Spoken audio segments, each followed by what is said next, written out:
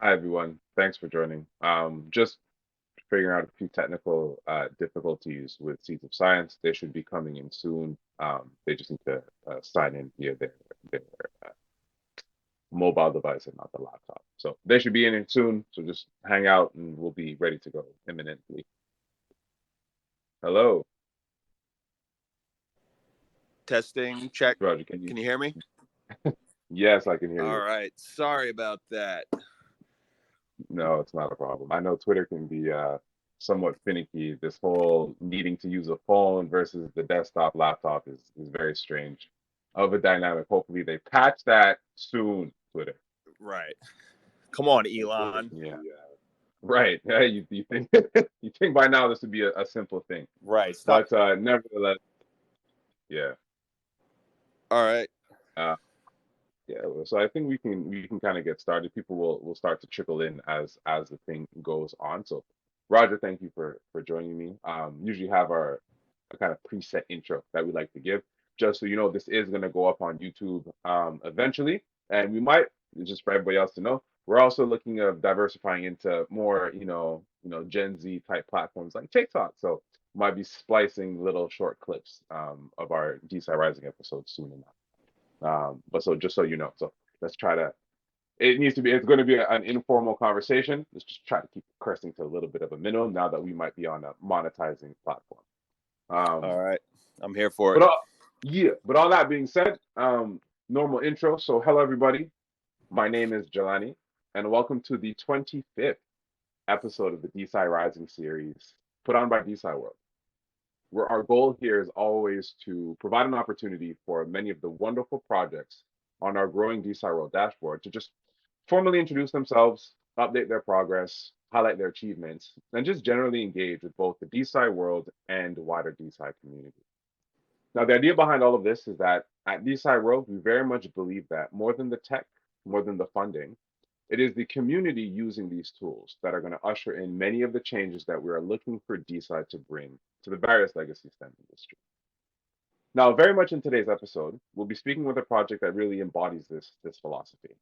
And so I have the pleasure of speaking with Roger Bacon, who is one of the founders of Seeds of Science, which is an open access journal that publishes speculative or non traditional articles from a variety of scientific disciplines. And so, with all that being said, welcome, Roger.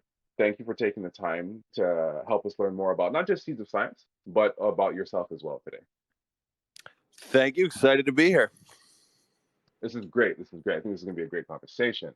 So, the way I usually like to pan these out, as always, is start off with your origin story, whether you be a villain or a superhero. It's always great to kind of hear how you came into where you are now. And I know Seeds of Science is not necessarily fully within the scope of what people consider design, but to me, open access, open science, DeSci is just a part of that kind of open philosophy. So I consider you guys as a part of the family, and this is why you are a part of the dashboard. So what has been your trajectory to where you, I guess, once were, and wherever that was, to where you are right now?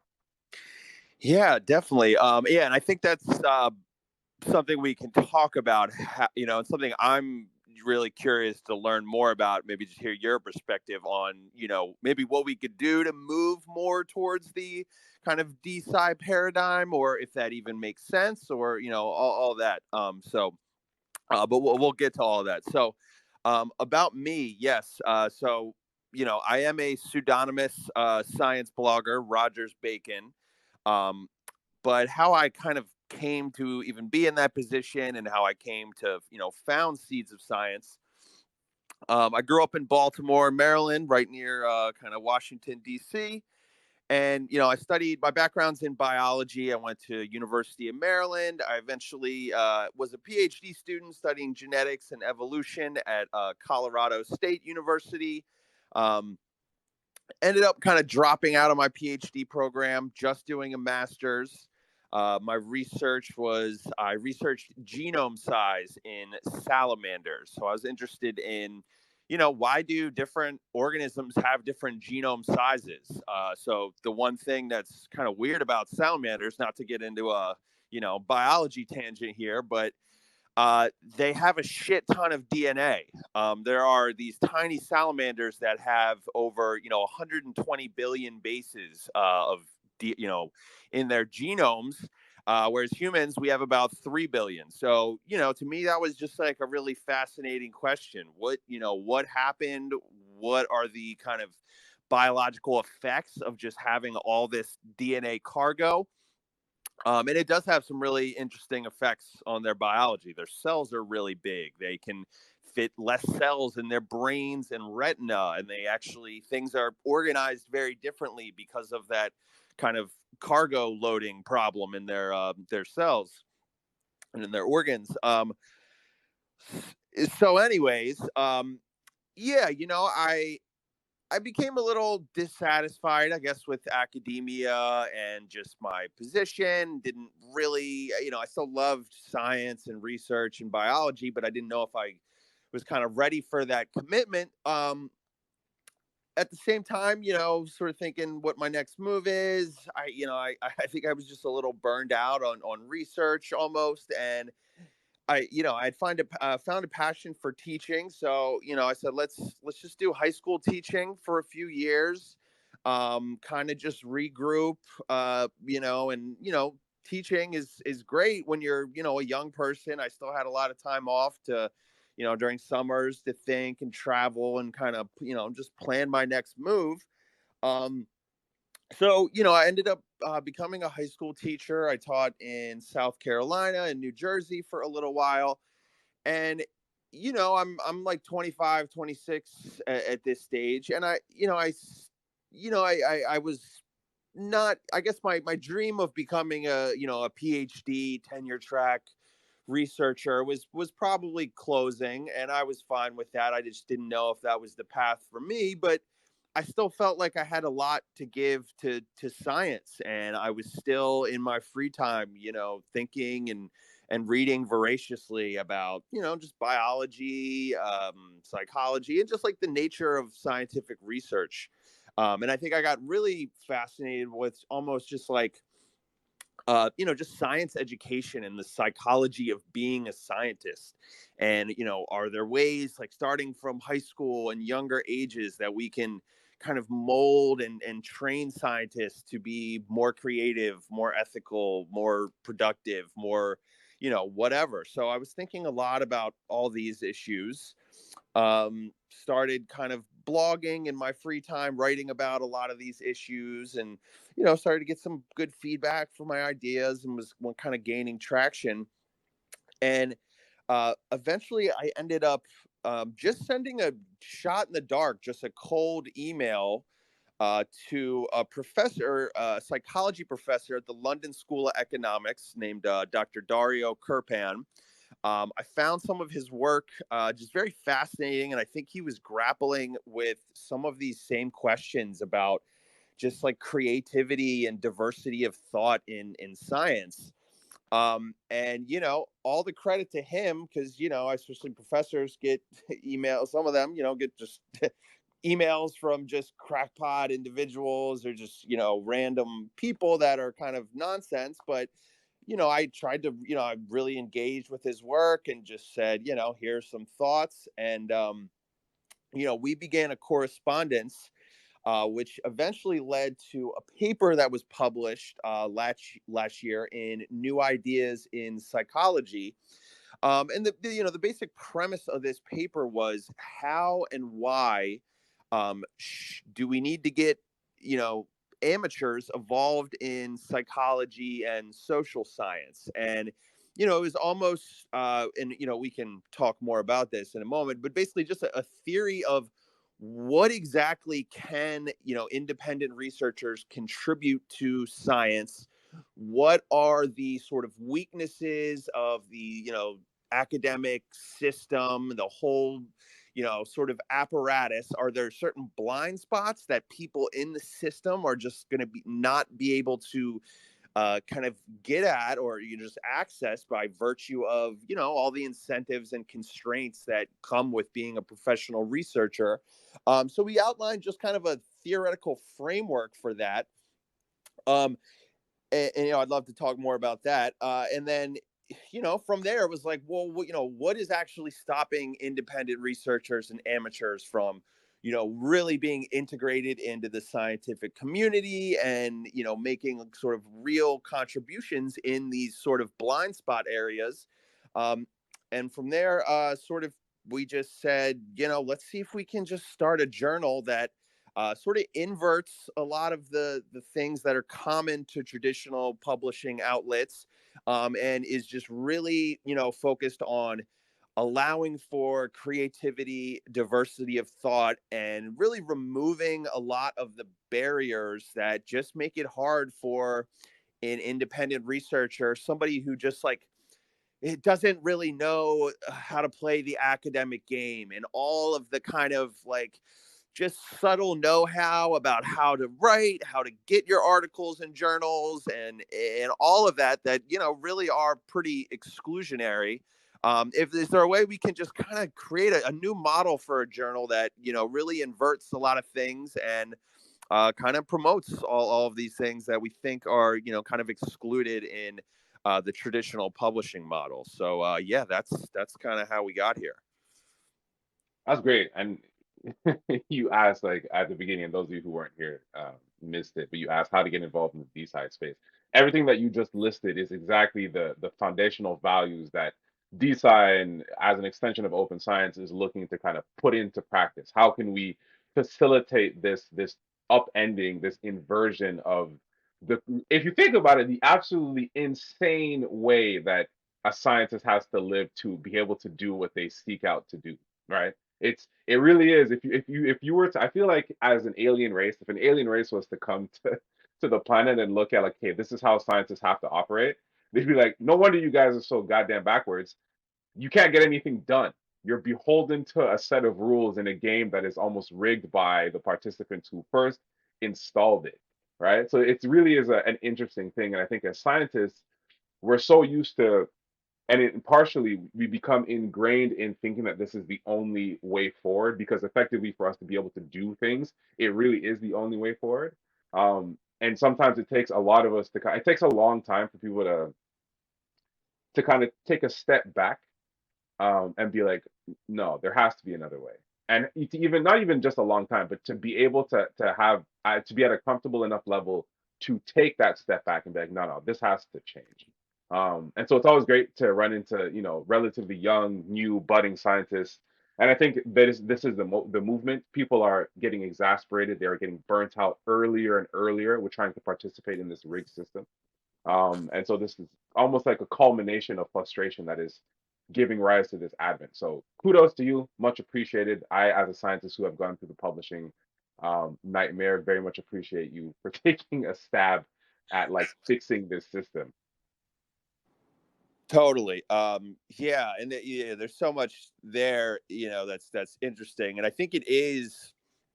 Um, Yeah, just realizing that the way we got here was just a lot of contingency and is not necessarily optimal in any way. And that, if you just, even the like relatively recent past, things were very different, with advantages and disadvantages. Obviously, like you go back to the 1800s, like this whole sort of academia apparatus was not in place. There was a lot of, they called them gentlemen scientists, or, just like random rich dudes who, self funded and kind of did their own research. And that came with certain freedoms that are just really hard to manifest now when you are a professional researcher and you are, like one thing I've been thinking about recently is like, we have this system where, uh, to become say a professional researcher, you have to go through this massive educational gauntlet to become a PhD in your field. And, you know, you need a lot of training. Science is incredibly complex. There's so much to know and do. But there's a lot that goes into getting through that gauntlet that is either antithetical or just like not really related to being a good scientist. Like, so, for example, sure, you need to be smart and creative. But to get through this, become a tenure track professor and get through this whole undergraduate, graduate, all that, you have to be like conscientious, very hardworking. You have to have a really strong work ethic. You need to be psychologically and physically healthy so you can work super hard. You need to have like a level of emotional intelligence and social savvy so that you can self promote and act in the right ways and just sort of play the academic game. You need to, I mean, this varies depending on your field, but you need to be incredibly well rounded, usually, like quantitatively and verbally. You need to be good on a job interview, on a presentation. You need to be able to write super well. You also need to maybe know programming, data analysis. It's just like, it's so many hats. You're like sort of this like solo entrepreneur, jack of all trades, and if you can't really do all of that, then you might fall out. So like for me, in my PhD program, like I love genetics, I love evolutionary biology, but I found that a lot of my research was just like very computational and quantitative, and I could do it, but it just felt like, square peg, round hole. Like I'm a writer and I edit a journal now. I was much more attracted to kind of theory and almost, speculative philosophy aspects of biology. And like, that's a tough sell when you're a grad student. That's like, there's this pressure to like show you can do it all and you're a versatile researcher, and you need to like kind of keep your career in mind, and you don't want to like pigeonhole yourself necessarily. So it's like there is just a tremendous like channeling and filtering of psychological diversity of who is able to make it through this system and become a professional researcher where you finally have some freedom.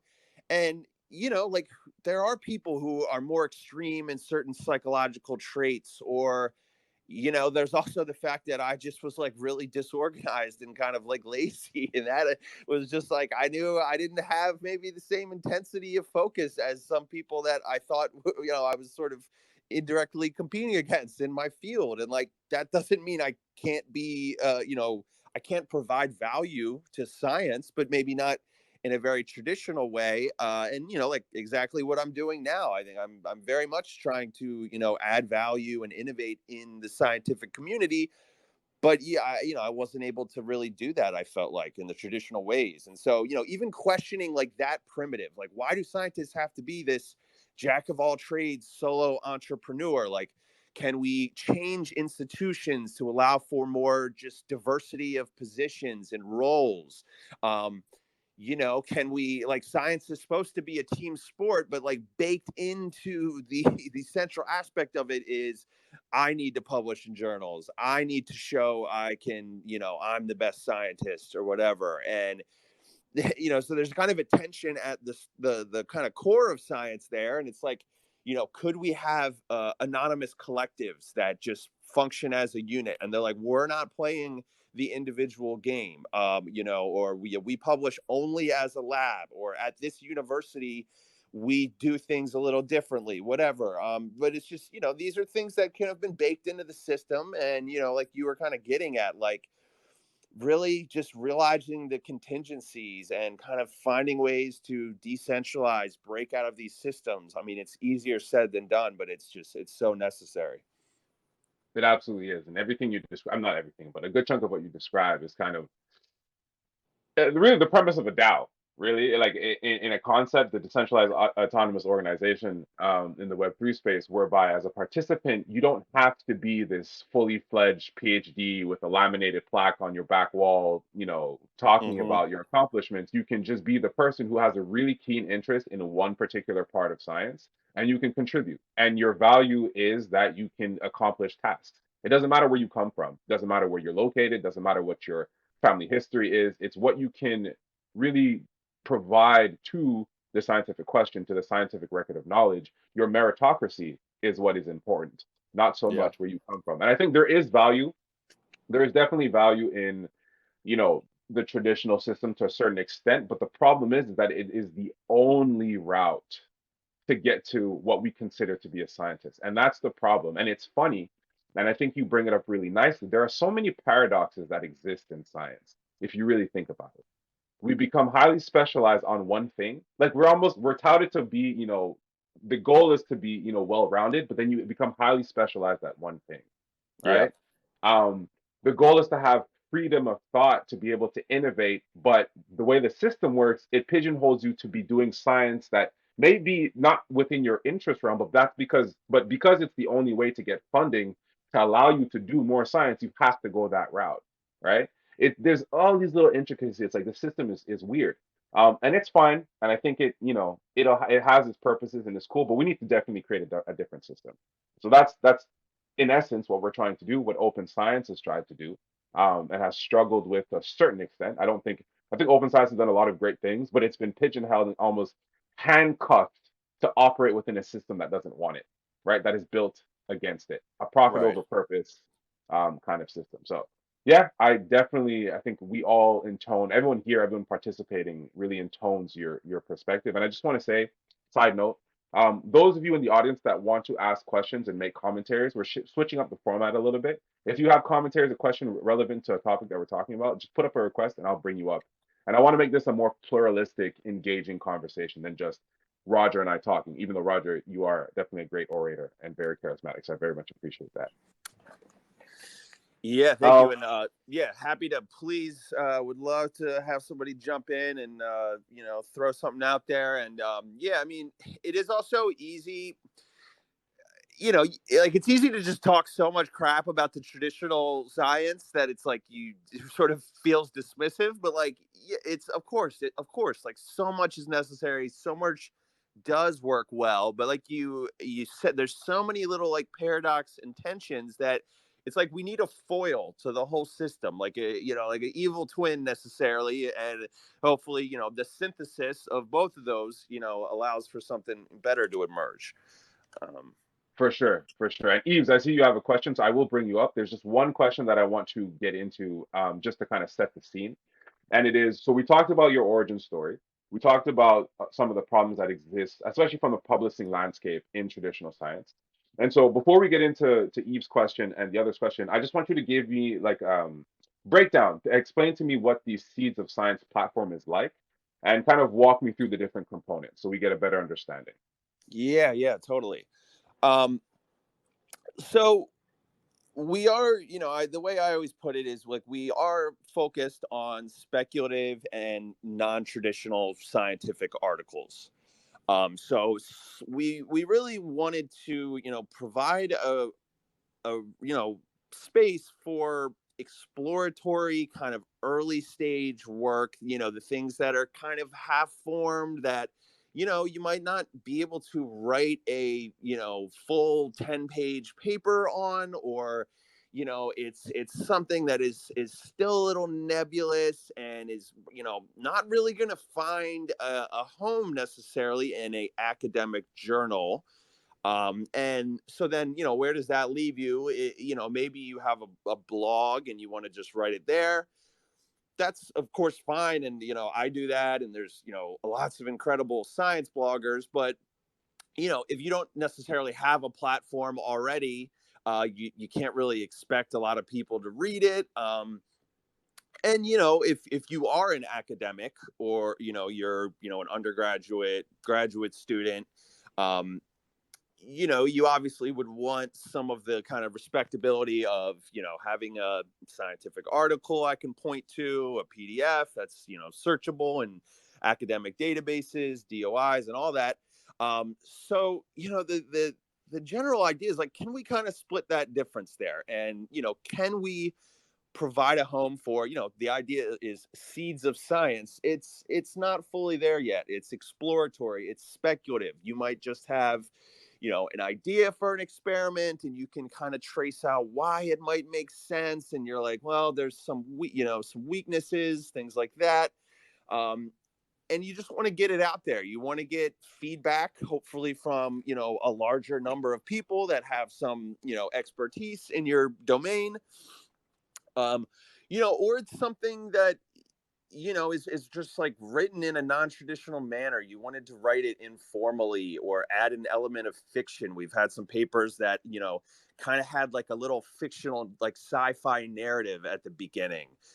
We've had papers that, have been, a little more like humorous or whimsical, or were written in a tone that was just like more like winding and obscure. Like, it's not everything has to be this like really neat, clear, concise, straight to the point scientific article. And of course, articles in the past were, very much, if you read old scientific writing, there's, metaphors. Some of them are, quite beautiful. The organization is different.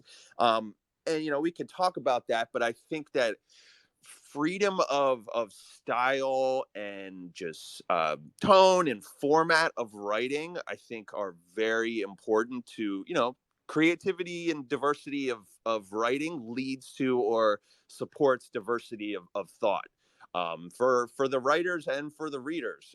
Not, it's, there's just the sense that uh when so much of scientific writing is like almost obsessively focused with clarity and concision and, being extremely rigorous, and, you need to cite, every possible thing, that creates a kind of homogeneity in the reading experience and the writing experience.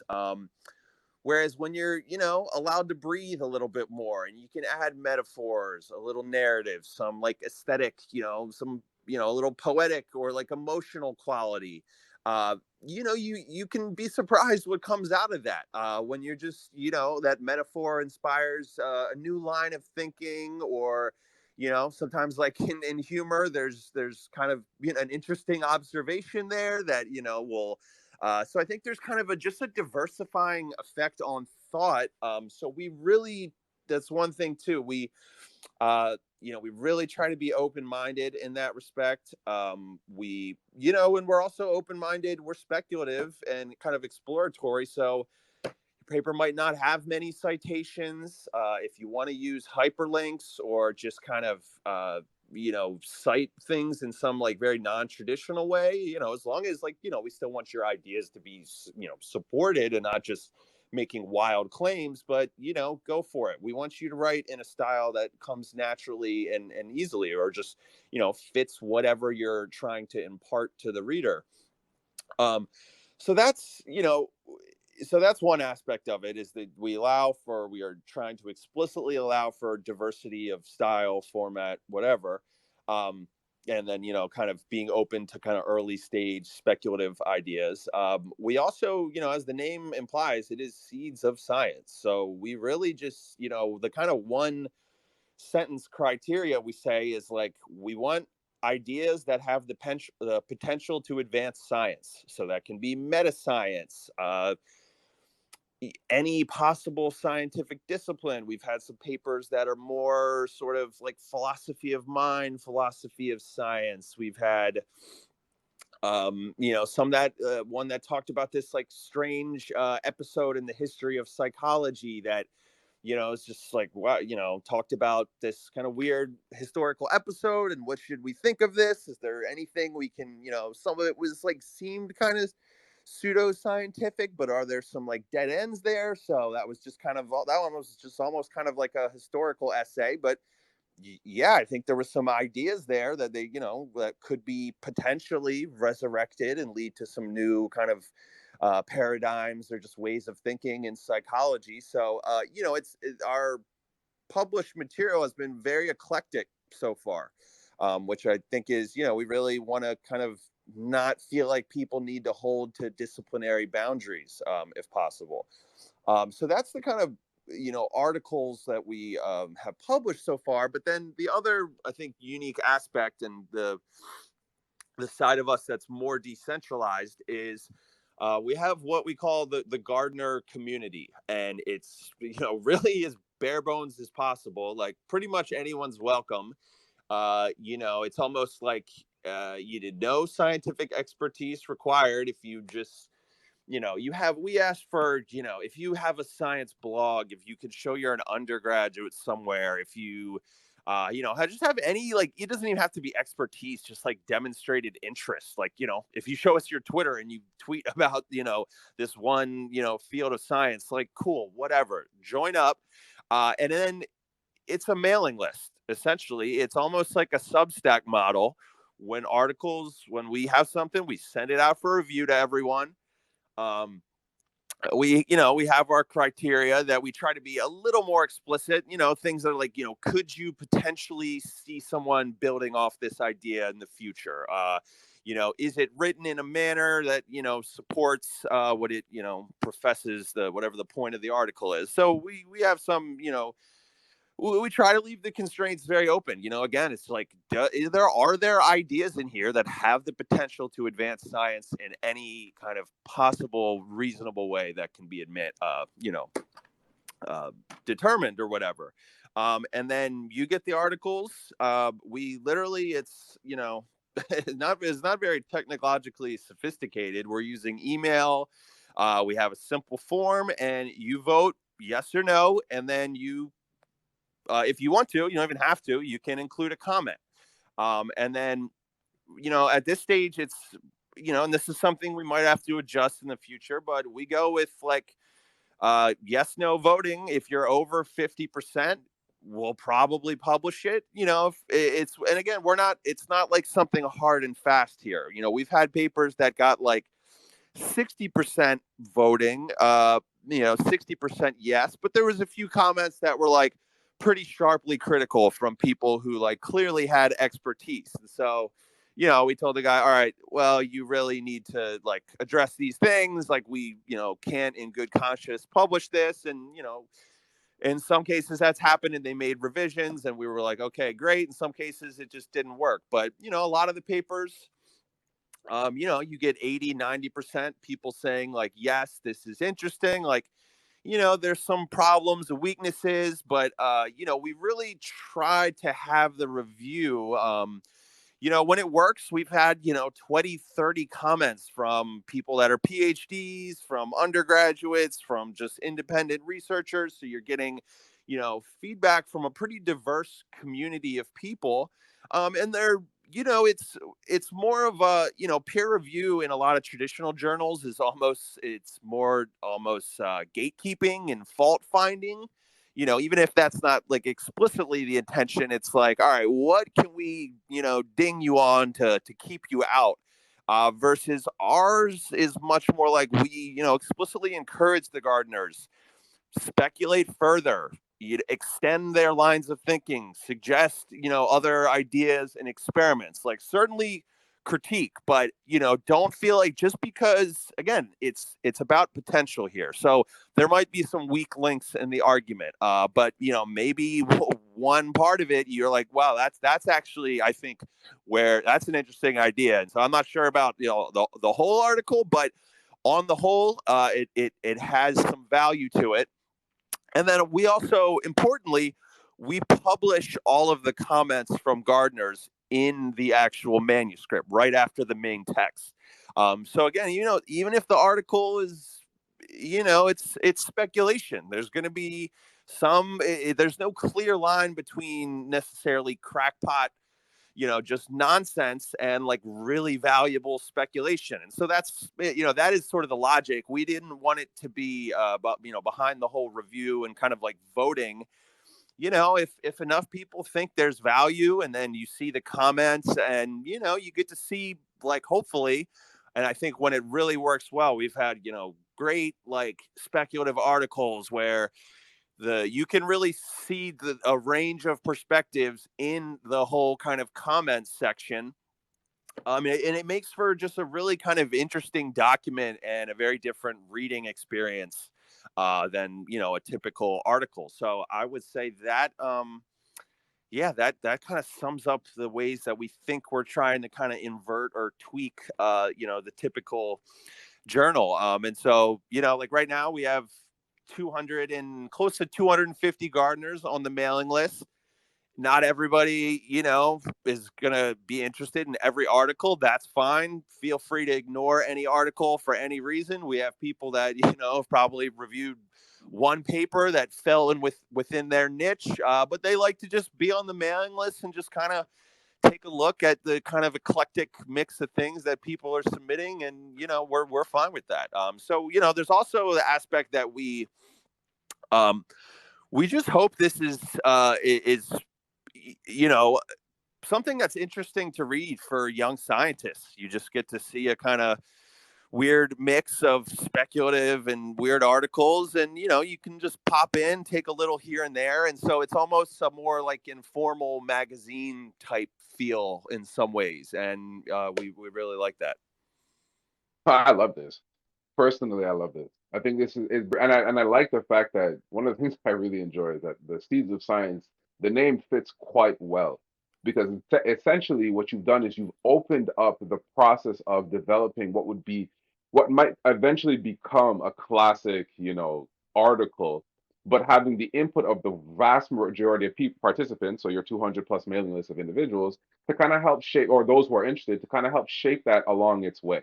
So the participant, the author can get feedback walking all the way through that goes beyond just their immediate PI and those within their network. It opens up their network. And I think that's a much more holistic way of advancing a scientific endeavor, a hypothesis, bringing science forward. And it makes it a lot less isolating, right? I think Yep.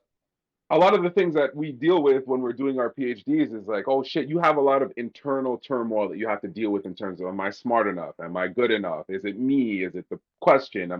You spend a lot of time kind of running in circles trying to find validation of your project, but it really also is validation of yourself. Now, imagine if you could, as the rest of the world is coming to understand, have a psychological network of participants who mentors, ideators, anybody who you can be like, hey, listen, this is what I'm doing currently. You can, kind of chime in as I'm going through. I'm stuck. Open up that network. Open up that surface area of interaction. And exactly like you bring it up at the beginning, science is a sport. It's a team sport. I like to how I say it, science is a contact sport. There's a lot of bumping into each other that you need to really push science forward. And Yep. that was what it was in the era of gentleman science. And we've kind of science has become an industry, a TM. It's been trademarked, Yeah. and it's become commoditized, and it's lost a lot of a lot of the essence that it has allowed it to initially get to that level of grandeur, and now it's been bastardized and kind of twisted into something that now we deal with, and we see that there's a lot of problems. And so I very much love the fact that you guys are building this way, and I think it speaks a lot to the need in the space. It really addresses a lot of things, both from the actual scientific realm, but also the psychosocial compartment of science, which is very rarely talked about. And it really sounds like you guys are essentially creating like the most low tech version, or have created the most low tech version of a DAO. You have input, you have voting, you have some form of governance, you have community participation, and it really is, can you leverage, open, decentralized ledger technology to kind of expedite that purpose? I don't know. That's something that you guys would be interested in looking into and kind of pushing that forward. I know we at DeSci World and other participants, and a few of them are in the audience now. I'm sure you could reach out to people who would be interested in kind of helping push that along further. Totally. Yeah, I mean, almost one kind of like thing that I'm inspired by, and I think about is when you go back to the earliest scientific journals. So like this is 1700s, like the Royal Society of Britain and France, I think, were the first ones. They had this scientific society that was all these, rich dudes just like who were just passionate about science. Again, it wasn't their career or anything. And they would meet and like pretty much just get drunk and, critique each other and talk about science and stuff.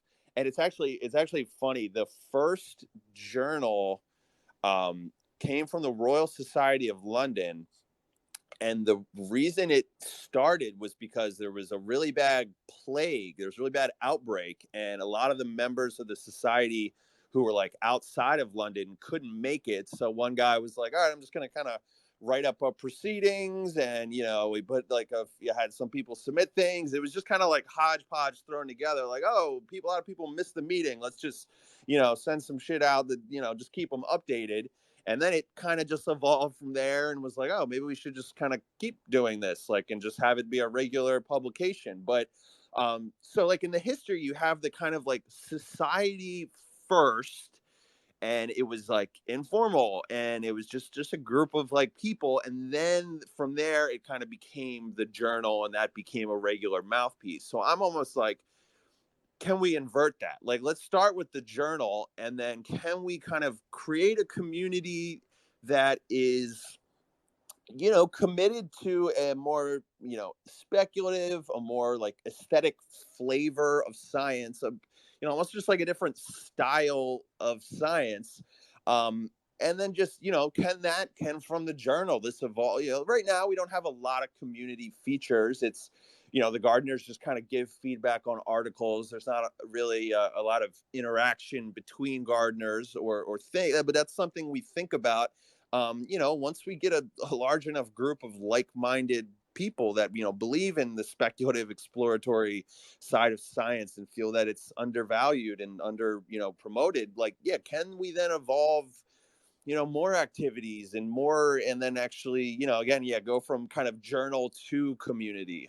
So that's we're not there yet, but that's something I think about. No, that's great. And speaking of the Brits, we have Eves here, who is our local British friend here. Eves, go ahead. You have a comment, question, please. Yeah, I suppose like uh, comment on the question. So yeah, I really like the idea of what you're doing. I don't know if you remember, Arnie, we had when we did my podcast, I discussed this idea of basically cataloging or archiving old sort of religious texts, medical texts, spiritual texts, and then looking for, in some sense, labeling terminology that might be, might sort of not link up, but might be the equivalent of something that we actually know exists. So, for example, before germs, when people got sick, they called them demons, or something of that nature. So your project kind of reminds me of that a little bit. I don't know if that made sense. I always thought it'd be don't know if it's a good idea, but it was a nice idea, because for example, there's things like fasting that have obviously been in religious texts for hundreds, if not thousands of years. And as we're finding out, we have found out over the past decade, it's actually pretty good for you, and so we could have maybe made that discovery a lot earlier if we would have sort of maybe even used AI, right, to kind of find patterns and look at where maybe it could be fit into our current scientific paradigm. But my question, I guess, is I've often thought that intellectual honesty, because you mentioned creativity and sort of openness, I've often thought that intellectual honesty and critical thought is probably more important, really, than all of the other stuff. I used to have a lot of conversations with atheists and especially American atheists, and they tend to have this sort of war going on between religious people and then themselves. But because of that, they have to learn a lot about evolution, in order to sort of fight the religious people. So they learn all these arguments and they learn a lot of the science. And I kind of brought the point that, look, I live in the UK, completely secular society. We don't really teach a lot of religion, but that's not necessarily preferable, because what you find out is critical thought and intellectual honesty is really what you need to teach. Because if I was to ask most people what evolution is, they might know of it and they might say they accept it or they believe in evolution. But if you ask them to explain it, all they know is that, oh yeah, that's the thing, the picture with the little monkey that starts walking up, right? So it's really that just being conditioned in the same way that religious people were. They don't actually know why they believe in it. They don't know what they believe in. So my question is, do you think that intellectual honesty and maybe critical thought is like more important than some of the other things? So like maybe the qualifications you have, or whatever kind of meritocracy, whatever kind of status you have, or whatever you say you are, whatever you identify. Do you think that maybe intellectual honesty and critical thought is more important? Yeah, that's a really interesting question. I have a lot of thoughts come to mind about everything you kind of said. So just going back to the first things you said, yeah, I think that's, like, I think this is kind of, when I think about where can you find, like good scientific ideas, or the things that are like really out there, the things that, are kind of unexpected, or just like really kind of radical, like fresh new ideas. I think like going back through old scientific papers, and not even scientific, on any old literature, and reading about the dead ends, these terms that people used to use. It's like, they thought was something, and maybe we kind of realized that was wrong, and it evolved into something we know today, or just something that was like a total dead end. Or I think of like, obviously, like, for genetics, there was, before Darwin, there was sort of Lamarckianism, that inheritance of acquired characteristics, the things that you do through your lifetime get can actually be passed on to your offspring. And then we kind of totally thought that was, we had Mendel and Darwin, and we were like, no, that doesn't happen at all. And then in the last 20-ish years, we started to discover epigenetics, and like, yeah, there actually are some ways in which what happens to you during your life affects your biology, and that and so I think like going back into the past with an open mind and an open eye, and even the things that were really dead ends, and are we sure that there was absolutely nothing to that? Even if it was wrong, it kind of just can shake you out of like our modern framework of thinking about things, and just almost just the idea that we, like, in the past, you can find a lot of things that were wrong but still may be useful and inspiring your thinking, and helping you get outside the box, outside the paradigm, whatever. So I think there is value in that for sure. I mean, and then you kind of on the topic, another thing that kind of came to mind is, like I talked a little bit before about just, the psychological diversity of scientists. And, obviously, like, most scientists, or a lot of them, are coming from Western secular countries, and are, because of that, are going to just think in certain ways and be interested in certain things. And there's, I guess, this idea that, like, being religious or having religious thinking is like going to make you a worse scientist, or it just your rationality is compromised. But like you kind of hinted at, I think that's kind of a silly perspective, and is also just kind of historically ignorant, in that, like, most especially as you go back further in the past, like, most scientists were very religious and were motivated in time, by had religious motivations for their work.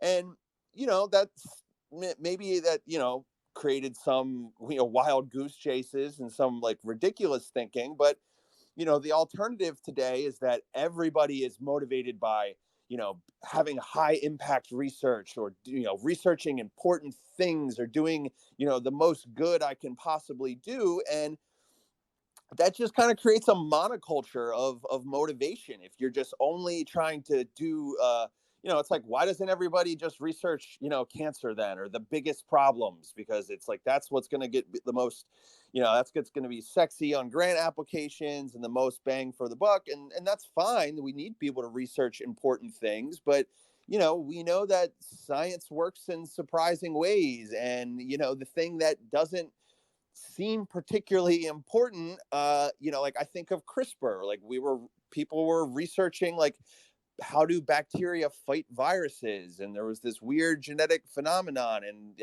turned into the most kind of revolutionary, technology. And so it's like, if people, I also think, going back to like Newton, like people know Newton, like, yeah, he was interested in physics and math.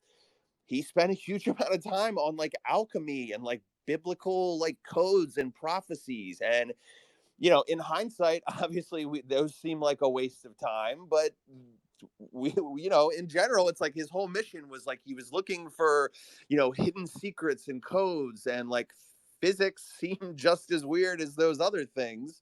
And so Well, again, just like I would go as far to, I mean, I think Newton's sort of study of, if you can sort of reframe alchemy with a psychological framework, and I think it like does have some merit. I don't think I don't know if that makes sense. Like, it's actually like there's different interpretations of alchemy, and I think that's totally. Newton.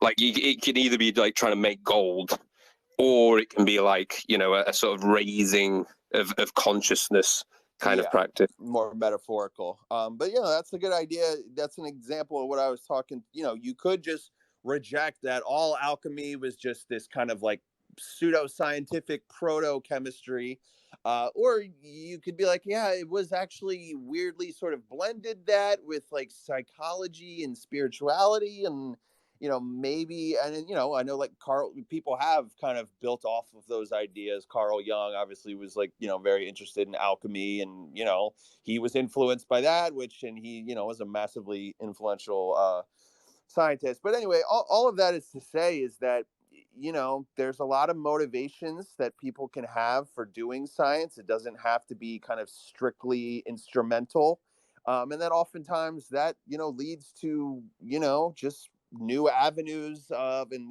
surprising results when people are motivated by other things. So I see that as all part of being open-minded and kind of intellectually honest, and just not having this kind of like narrow conception of like how a scientist needs to think, what they need to be motivated by. And that's hard in the traditional system. You can't really like maybe talk about these things or say like, oh, I want to do this scientific project just because like I think it's beautiful and I'm fascinated by it. I want to discover something that maybe doesn't have like any immediate practical applications. But that's really hard to write on a grant, and even if you try to fight it, you're always kind of pushing against the tide, I guess. Exactly. Science for science sake. That's the lost art. And almost to that actual point, right? We have taken such a reductionist approach to science in and of its own methodology, but also overall, that we've kind of lost sight of where we came from. This divorcing of science, of the arts, quote unquote arts and science, when in fact they are just two sides of one coin, and if not that, then two components of a necessity to drive innovation. I think we need to come back to that, right? As a scientist, having a Totally. breadth of interest, a breadth of of inputs, much like a diverse multidisciplinary team is more likely to address and solve a problem than one solo discipline. It's the same thing. A scientist that has a variety of interests, have a variety of life experiences, is more likely to brainstorm really innovative and take innovative approaches to address a question, and push the envelope further, push the boundaries further. So absolutely, and this is exactly why I love the platforms and similar kind of platforms and the space as a whole, because it allows for this breadth of thought, this breadth of experiences that can hopefully help reinvigorate this kind of decrepit, reductionist, sterile science as what it's become, right? 'Cause let's go back to getting drunk and trying stuff safely, of course. But Yeah. let's go back to those days. So, Eves, thank you very much for your commentary. I just, in the interest of time, I want to let Ed kind of chime in and bring up his question that you want to comment on. Thanks. Yeah, I mean, very interested in the name of Seeds of Science. I come from the regenerative agriculture movement that I got lucky as a young teenager in the late 1960s in the United States. My parents were chemists, research chemists, and but I got really interested in agriculture because of the changes in food that were happening, the problems with shortcomings of chem ag at the time with DDTs and land loss and all that sort of thing. So I got really interested in it. And but the problem was in 1973, when I was ready to go to college, I was very interested in epigenetics, even though I didn't realize it at the time as a teenager, because I was very interested in how nature works and how we could produce food. And of course, I realized that a lot of times our animals and our plants weren't being bred to anymore to survive in natural environments as they naturally were intended. So I got interested in breeding in the breeding world and met many deans across the country and everything. And when I was ready to go to college in 73, I kept saying, I'm really interested in how nature works, how the soil works, soil health, epigenetics, all that sort of thing. And none of them were interested. It wasn't being studied. I even offered to study it myself, but they weren't interested because they said the future is feedlots and CAFOs and ChemAg. So, and it goes back to what happened in the United States in the 1800s when population started to grow and farmers had to produce a lot more food. And the typical universities or colleges at the time were those sort of ivory tower institutions. And farmers weren't listened to at all. So they were the ones that started the movement to create the land grant college system, which was every state had a university and they could focus on originally agriculture and engineering. And one of the things under the original legislation was that all research that each university did had to be put into a book, and it had to be shared with all the other state land grants and had to be available to everybody in the public and all the farmers and private people doing things. And of course, that was an incredible concept, but it didn't take long before, of course, it got reverted back to sort of the old system. And now it's really strong in that.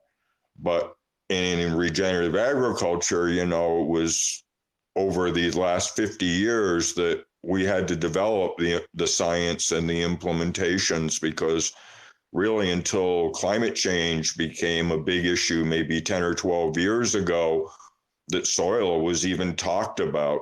I mean, I couldn't get any researchers at universities. I'm like, hey, maybe we should understand the soil microbiology, or that plants and soils have a biome and how that functions may be really important in the future. And so that just has never happened. And it's still now, everything we do, all the science we've created, we have so many people in institutions and academia who just, oh, where's the peer-reviewed research? Where's this? Where's that? And it's like, well, we have an open door policy. If you want to come out and study our farms, what we're doing, we're perfectly willing.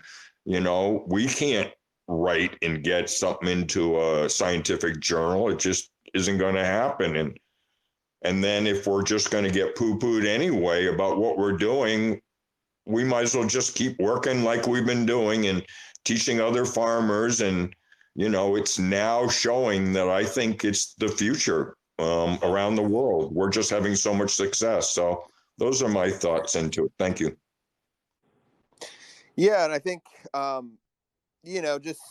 think you touched on just how the complexity of the journal system is just exclusionary to people that have ideas they want to get out there, that they want to actually kind of integrate into the scientific discussion. And to that point, I think Jelani said, we're really trying to just keep it simple and go low tech. And so if you want to submit a Word document and you want to format it however you want, you don't have to have a introduction, methods, results, discussion. It can be, more informally written.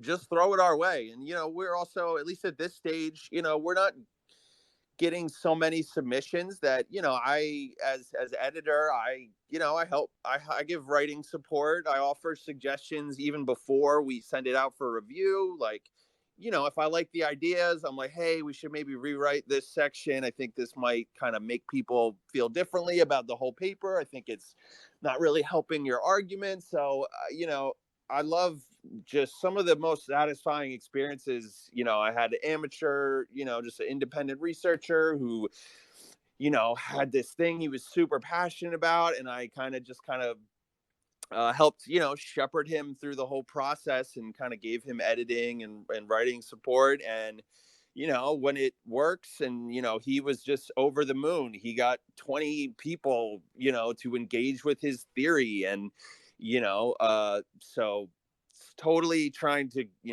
allow, get around those, there's just really simple, basic barriers that make it hard for people to get their ideas out there.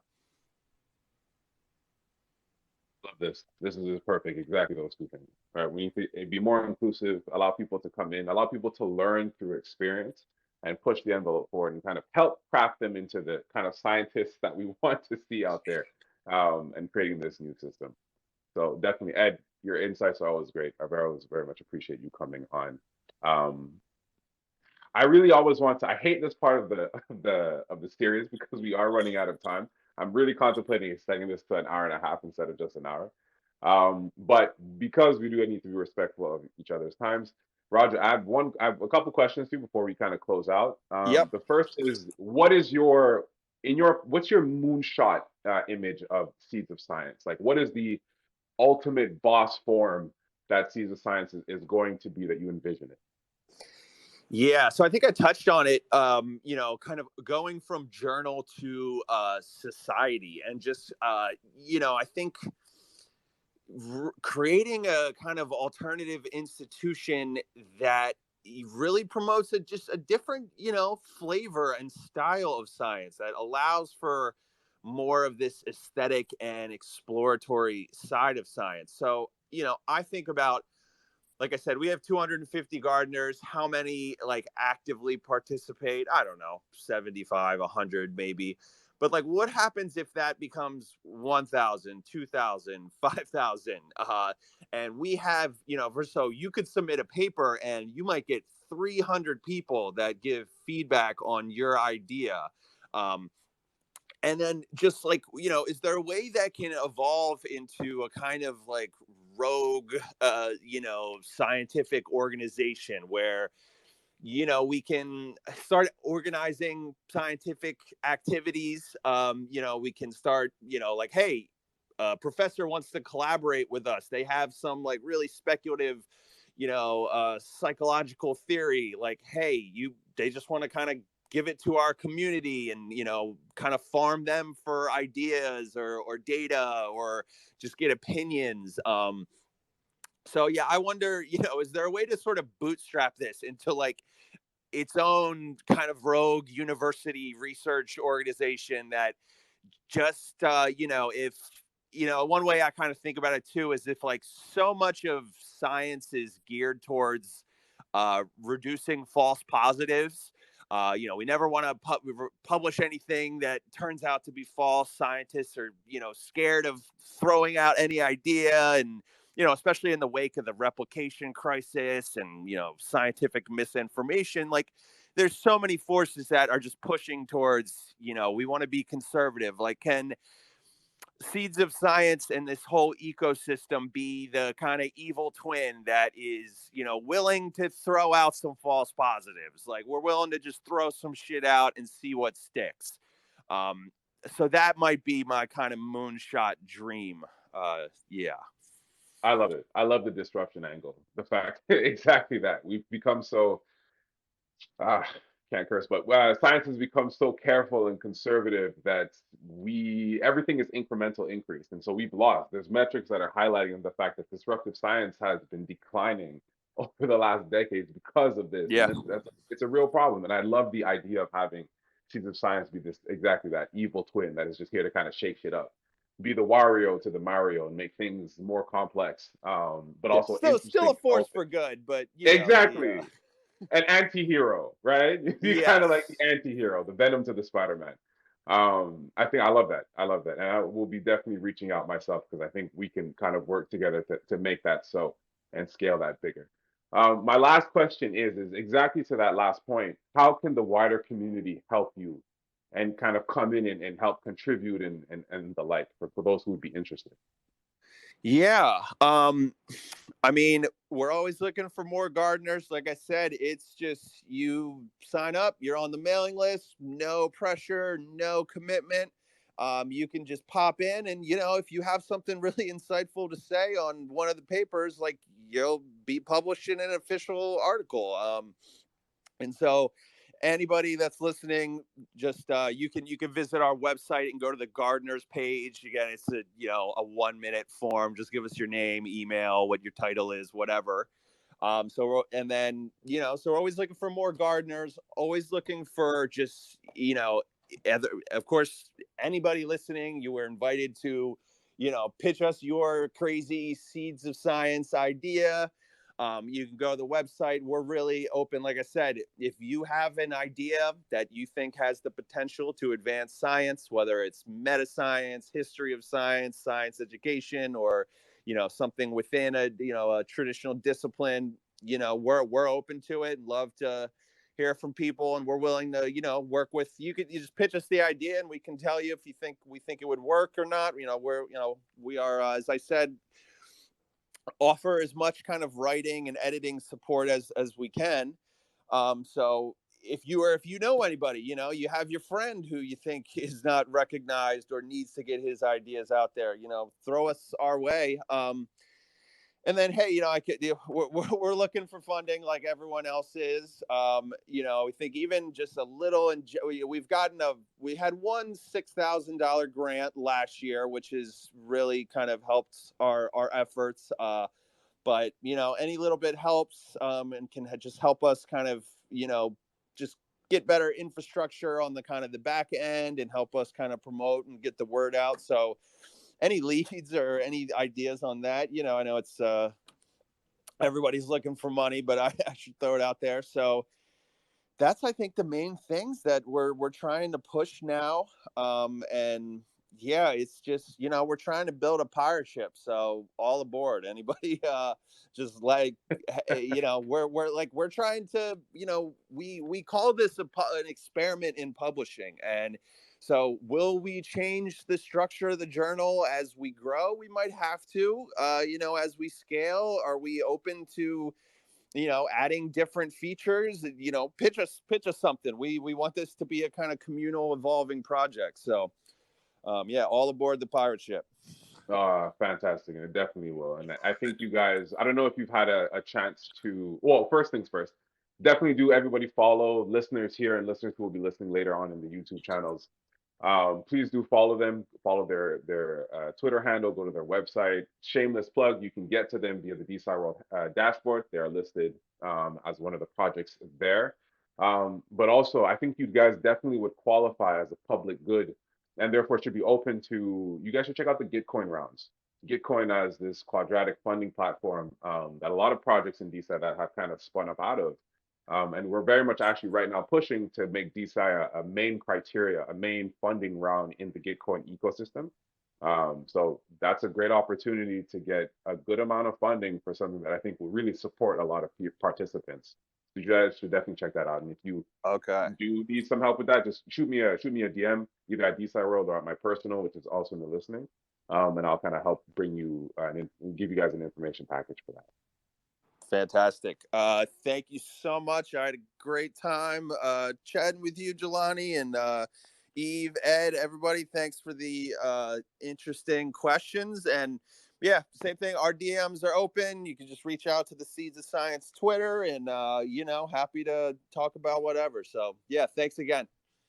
Fantastic. So everybody, thanks you for listening in. Those who will be listening, thanks for tuning in. This wraps up our 25th episode. This has been great. This has been an amazing conversation. Please reach out to everybody, follow everybody.